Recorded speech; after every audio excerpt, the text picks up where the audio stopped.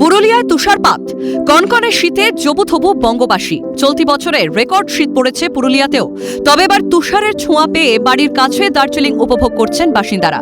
জেলার বান্দোয়ানের পাহাড় জঙ্গল ঘেরা ডাঙ্গা এলাকায় দেখা যায় ভূমি তুষার। এদিন ভোরবেলায় ঝালদা শহর থেকে খামার যাওয়ার রাস্তার ধারে খড়ের গাদার উপর জমে ওঠে সাদা আস্তরণ দেখতে পান প্রাতঃভ্রমণকারীরা, যা ভূমি তুষার নামে পরিচিত। এই বিরল দৃশ্য দেখতে এলাকায় ভিড় জমাতে শুরু করেন স্থানীয়রা।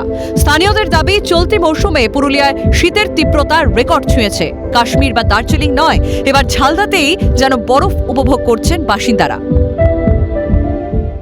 খুব ঠান্ডা, প্রচণ্ড ঠান্ডা এখানে।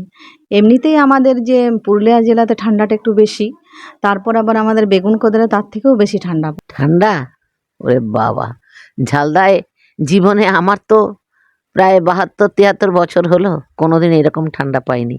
मामा बहन हम लोग दोनों मॉर्निंग वॉक में जा रहे थे, तो जाते जाते रास्ता में देखे हम लोग पुआल के सामने पूरे सफ़ेद सफ़ेद बिखरा हुआ है। जाके हम लोग नज़दीक से देखे तो देखे बर्फ़।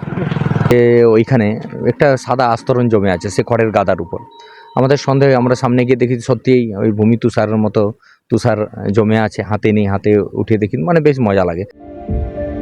তবে সাদা বরফের মতো এই আস্তরণ তুষারে নাকি এর পেছনে কোনো বৈজ্ঞানিক রহস্য রয়েছে, সেই বিষয়ে বিস্তারিত জানান সিধু কানহু বিরসা বিশ্ববিদ্যালয়ের ভূগোল বিভাগের অধ্যাপক ভূবিজ্ঞানী ডক্টর বিশ্বজিৎ বেরা।